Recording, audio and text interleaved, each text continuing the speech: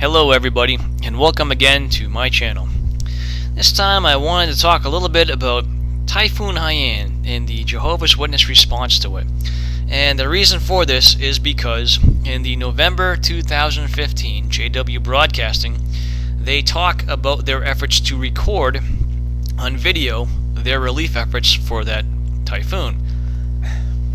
Now, just some facts about Typhoon Haiyan. In 2013, Typhoon Haiyan killed 6,300 people. 6,300 people died as a direct result of that storm. The damage figure in United States dollars was $286 billion with a B as in boy. Billion. And if you watch the video on JW Broadcasting, you can indeed see the entire area is completely and totally leveled. It's totally destroyed. So the damage was extensive and horrific. It was a humanitarian crisis. Now, interestingly enough, one of the first groups that responded to this was none other than that horribly evil group, the United States military. You see, they have vehicles which are specially designed to get to areas that are hard to get to, one of which is the V-22 Osprey. It's a vehicle that can go from helicopter mode to airplane mode, so it has the heavy lift capabilities of helicopters with the longer range of an airplane, which meant it can bring heavy loads farther than helicopters could, faster than helicopters could. And that was crucial because in this particular area, the airports were basically destroyed, and some of them were out of the range of helicopters. So the Osprey really came in handy there, and the United States military used it to deliver tons of relief supplies to these people who need it. They had nothing, everything had been wiped out. They were totally reliant on outside sources for their food supplies, medicine, etc. And the military stepped up to help them out. And militaries of other countries engage in the same type of activity. I'm not here to say the U.S. military is the only one, but this is just an instance where the military was the first, and they did relief in a way that nobody else had the ability to. And they didn't sit there and ask people, well, are you associated with the military? Because if you're not, we're not going to help you out. Or they didn't say, well, what's your religion? Because if it's not our religion, we're not going to help you out. No, they just dropped tons of supplies to help out people. Regardless of who they were, of what their affiliations were, they were just helping people. Now, is that the way Jehovah's Witnesses approached it? No.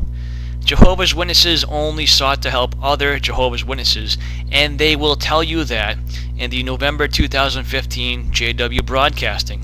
So in this instance, the United States military was the better Christians than Jehovah's Witnesses.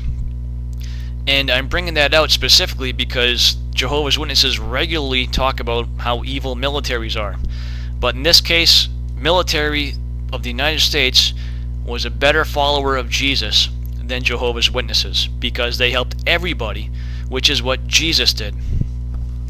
Anyways, so in this video, after they describe in detail how they're only concerned about Jehovah's Witnesses, they talk about how they had to get, or somewhere along the line, they talk about how they had to get specific permission from the writing department, or whatever it was, to make a video demonstrating the relief efforts in the Philippines, which took them, I don't know, a couple days after the typhoon, 10 days or something like that. So they talk about their preparations. And in all honesty, for an organization that big, they probably weren't that committed to it, which I guess is good and bad. But they talk about bringing in 2 cameras to film the effort, and one of their cameras broke, as if that's a bad thing. So you're looking at the video that they're shooting, and everything is leveled. Nobody has anything left there. The infrastructure's gone. Everything's gone. Houses, it's all gone. And they lost a camera. Whoopity-doo. But then they turned that into a positive thing. Well, it was easier to shoot with just the one camera. But unfortunately for them, there was no electricity. So how are they going to charge their camera? So they're in a disaster zone where no one has anything, and their main concern is charging their camera. If they were really resourceful, they could have brought a USB cord and run their battery and plugged it into their car. They somehow didn't think about this, and they were upset that there was no electricity for them to charge their camera. But no fear, a brother at a Kingdom Hall had a generator. So instead of utilizing that generator to run appliances which could have cleaned things or cooked things, they used it to charge their camera. And yes, I know generators make lots of electricity, but the camera should have been the least of their concerns at that point. But nonetheless, that's what they used it for. But like I said, it's not like they had a massive crew there, so they had a crew with 2 cameras, so okay. But anyways, what else did they do? So they had a local brother drive them around and schedule their meetings. So this brother, instead of driving people around for cleanup or for construction or for distributing food, he was driving these people around to film. And they talk about how they spend 15 hours a day doing this. And they were very specific about what they were looking for. They were looking for encouraging stories. So their goal here was not to tell the story of what really happened, but rather it was to cherry pick through all of this damage, through all of this loss, and find the people that could still smile. That's what they were looking for. So their 15-hour days resulted in 880 gigabytes of data, which was somewhere, according to them, around 20 hours worth of video, I think. So I'm not sure how long they were there, but if they spent a couple of 15-hour days and only got 20 hours worth of footage, they were really cherry-picking their shots. And then after that, they went back home and they cherry-picked their cherry-picked data to get the best of the shots of people who could still smile despite having lost everything. They had a specific agenda here to make this into a propaganda video, whereby they looked for the needle in the haystack of the people that weren't distraught at having lost everything, and they presented it. Or they found the scene where everyone got together and was happy for a while, and that is what they presented. And they tell you this. They don't hide this. They tell you specifically this is what they did for the purpose of encouraging the brothers around the world. So this is not about helping the brothers who have just lost everything. It's about trying to show everybody else, oh, look how good Jehovah's organization is, because our followers can still be happy despite the fact that they just lost everything. But they're not even being truthful about that. They had to cherry pick their data to find the instances where that was happening.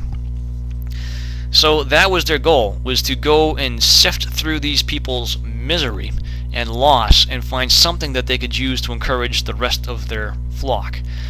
That really doesn't seem like it's beneficial to those in the Philippines to me. They even had a section where they talked about their music, how it was derived from the kingdom melodies. But they didn't want that to detract from the footage of the people who lost everything but were still smiling. So, I don't know. If you've listened to Kingdom Melodies for any amount of time, they are anything but distracting. In fact, they're probably background noise that you hope goes away, and sometimes, unfortunately, you might not be able to get them out of your head. Distracting? No. But they want to make sure that you're focused on the fact that these people lost everything and they can still smile. And they even went so far with their music as to audition soloists from the branch for this special video. So once again, these resources that could have been used for helping people, for cleaning up, for tending to the wounded, for distributing food, for construction, for anything, they were focused instead on making music for their propaganda video. So if you think that this is a charity, please watch this video. They go out of their way in this video to tell you that the only people they help are other Jehovah's Witnesses. That's not a charity. And a second thing that you should take from this video is that if you lose everything, Jehovah will still find a way to use you to his own benefit. Not to help you out, but to use you to his own benefit first, and then to help you out if he can. Because if this was about a video showing how Jehovah helped people, they would be telling the real story. They wouldn't be cherry-picking the instances where people are smiling and still happy. They would be showing, look, here's what happened. These poor people lost everything, and we're helping them out. They didn't even do that. So anyways, at least that's the way that the JW Broadcasting video presented it. They took this incident of tragedy and they used it to make a propaganda video to try and get their followers to think of what a great organization Jehovah's Witnesses are. But if you're like me, I was disgusted watching this video.